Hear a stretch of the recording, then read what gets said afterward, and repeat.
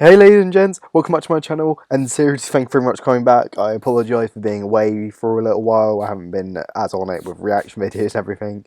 I've been very busy with work lately, not only that though, but with a heart condition I have, I'm in the best of health. And then to top everything off, at the moment, if you can't tell by my voice, I currently have COVID, so I don't feel great, but I need to distract myself somehow. The BAFTA nominations are tomorrow, so I thought I'd give you my predictions. So going straight into it, best film, my top four I think will be everybody's top four.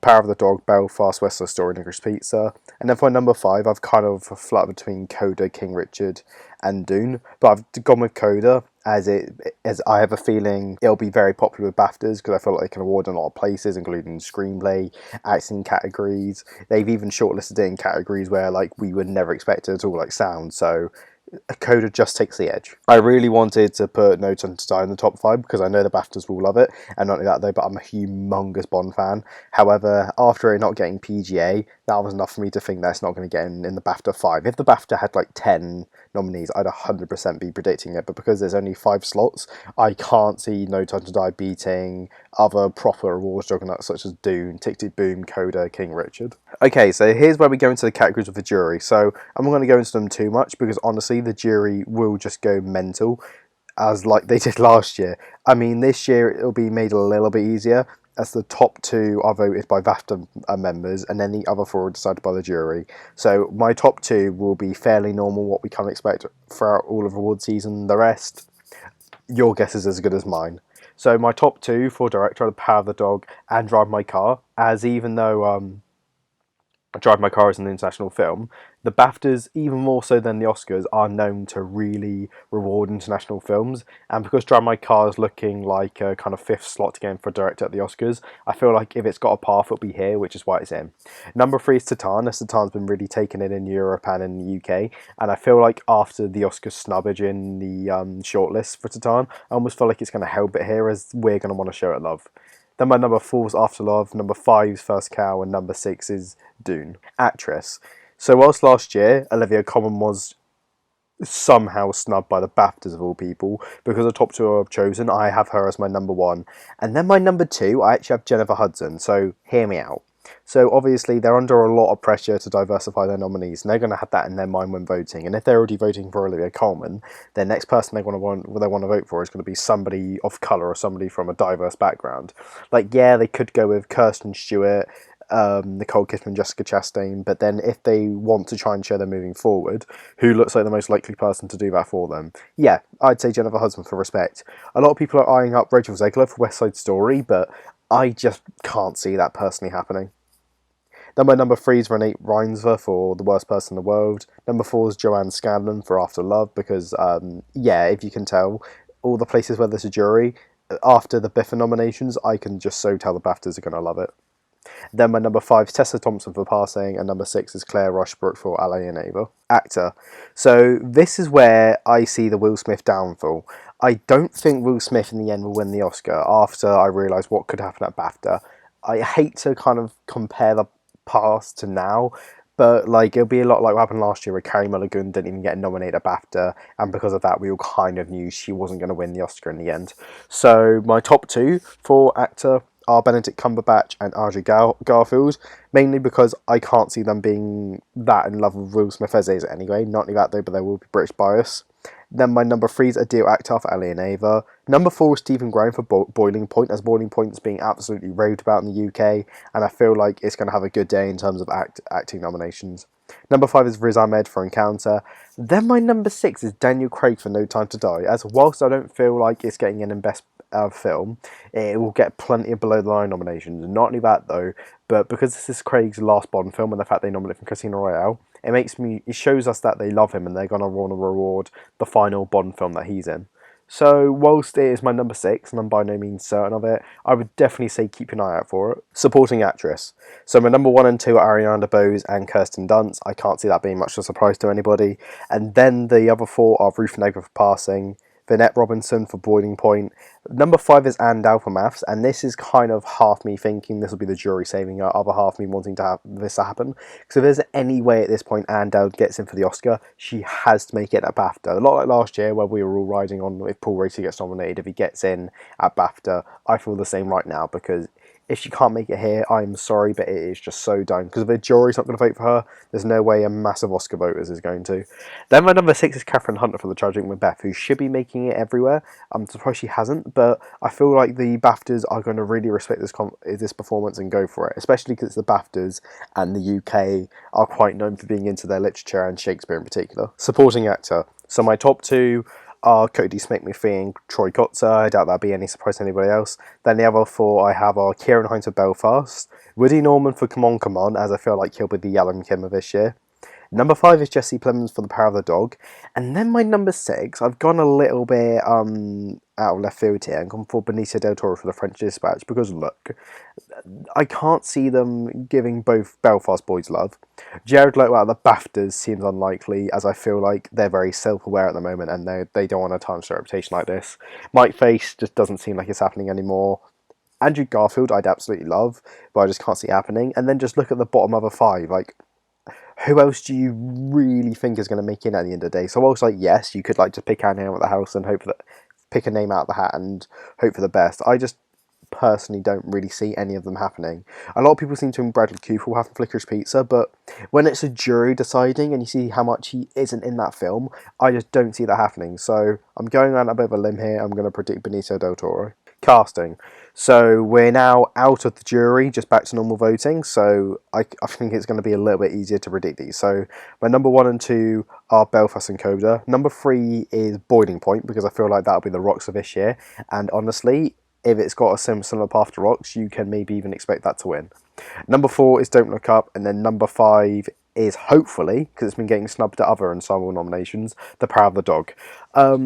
My reasoning for this is because I can't see them wanting to reward House of Gucci in casting, though I will say they did longlist it in a lot of categories, so it does show some sort of love, but when it comes down to it, I'm not sure how much is going to get in at the end of the day. Original screenplay. So my number 1 to 4, I don't feel like anybody will be disagreeing me on. Belfast, Licorice Pizza, Don't Look Up, and King Richard. Belfast and Licorice Pizza will be really battling out for the win come the end of the day. Belfast has the advantage of being a British film and having Kenneth Branagh behind it. Then, alright, I know maybe this is a biased opinion of mine, but Licorice Pizza has the advantage of being the better film. And then my number 5, I could really go with anything, and it breaks my heart to have to do this, but I'm just going to have to go with being the Ricardos, because BAFTAs, even though they don't show as much to Aaron Sorkin as like other places like the Golden Globes and PGAs do, they still do respect the man, and they will nominate his screenplays usually. And I really want to put Come On, Come On at the number 5 spot, but because it's just been so missing everywhere, and because there isn't a jury behind this category, it just doesn't seem sensible to predict it over being the Ricardos, which has the better odds. Adapted screenplay. Another 4 that I think we can easily get behind are The Power of the Dog, Coda, West Side Story, and The Lost Daughter. And then my number 5, I have gone with Drive My Car, because it is a stellar screenplay that film has. And then not only that though, but like I was saying previously, the BAFTAs do tend to have a lot more respect for foreign films compared to other places, including the Oscars, really. Like, yeah, the Oscars might nominate a director and maybe even Best Picture, but unless it's a proper juggernaut like Roma or Parasite, they won't nominate it in place like Screenplay. But I feel like here at BAFTA it will happen, and it may be just what it needs to be, push it over to get an Oscar nomination. Outstanding British film. I will be honest, I didn't put an awful lot of thought into it. You can kind of just look at it and take from it as you will. I did a little bit of research and kind of also just from what I felt when watching these films. I haven't seen them all, I will be honest, but I feel like my 1 to 6 I'm fairly confident of. Then Ellie and Ava and Afterlove will get him from All the Love We Saw at Biffa. I know that you may be surprised to see Spencer doesn't make it in, but you got to remember the royal family are like the ambassadors of the BAFTA, and after the way Spencer represents the royal family and how they treat Diana, do you really think it's going to make it at the end of the day? I don't know. Outstanding debut by British writer, director or producer. Again, not a lot of thought was put into it, just kind of look at the categories and make of them as you will. Documentary. There's usually one or two nominees here that'll make it in at the Oscars, but then usually, like most places compared to the Oscars, they're completely different. So my one and two are the Rescue and Summer of Soul. Number three is Flea. Number four is the Sparks Brothers, as it was directed by Edgar Wright, and not only that, the Sparks Brothers are very well respected and popular in the UK. Though the number five is the Velvet Underground. Animated feature. So my 1, 2 and 3 will be no surprise to anybody, and Cats Who Flee, Mitchells and Machines. But then my number 4 is actually Ron's Gone Wrong. And my reasoning for that is because it was made by a brand new British animated studio. So I feel like they're going to want to show love to that. But equally, I don't think anybody would be wrong to say that Luca, Ryan the Last Dragon, and even Sing 2, because that was actually a pretty good movie, could make in at the end of the day. Film not in the English language. My top 4 I'm fairly confident on, and then the number 5 spot is like literally anybody's game to get. So Drive My Car, Worst Person in the World, definitely making it to the Oscars, both competing for the win. Number 3 is Titan. Number 4, The Hand of God, as they did shortlist that in a few categories, including editing and directing.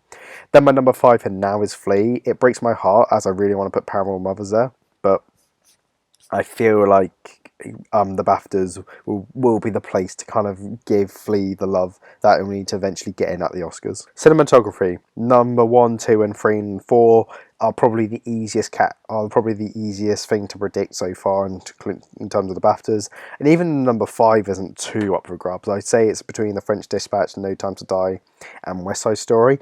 I've given the edge to The French Dispatch as it has a more unique type of cinematography. Equally, I think Linus Sandgren so deserves to get in for his work on No Time to Die. It's probably the second most beautiful looking Bond film next to Skyfall. But also, as the BAFTAs mentioned it, I'd like to give a little quick shout out to Last Night in Soho, which has absolutely beautiful cinematography and needs to be spoken about a lot more this year. Costume design. So my number 1 to 4, I think, are definitely getting in, and number 5 is a little bit more up to grabs. But I've gone with The Electrical Life of Lewis Wayne, as if you've seen that movie, it has absolutely lush costume design and just deserves to be getting in everywhere.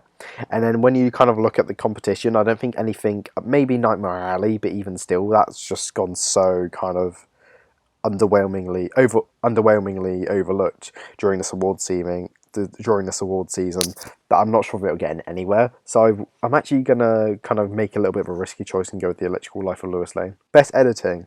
I wanted to Belfast. My number 3 is No Time to Die. I wouldn't have been predicting this, or maybe it would have been my number 6 or 7.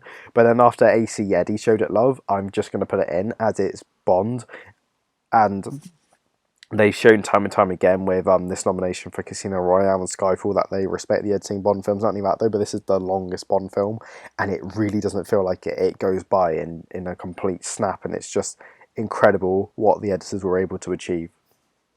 Number 4 is Tick Tick Boom, and then my number 5 is Summer of Soul. They have shown before that they will nominate documentaries. Not only that though, I think just the fact that they longlisted it shows respect for the editing in Summer of Soul, and the fact they did it alone makes me think it's going to get the nomination, especially when you think about what else could get in. Like, yeah, there's The Power of the Dog and West Side Story, but if we're being honest, if you've seen Summer of Soul, you know that the editing is better in that than in The Power of the Dog or West Side Story. Best makeup and hair, my 5 are Dune, The Eyes of Tammy Faye, House of Gucci, Being the Ricardos, and Last Night in Soho. I feel like Coming to America could get in here, but I don't feel like it'll be taken as seriously as a competitor in makeup and hair as it will be at the Oscars. Original score, my 5 are Dune, The Power of the Dog, Nightmare Alley, The French Dispatch, and No Time to Die. I'm fairly confident on that 5. There is a possibility that Don't Look Up could squeeze its way in.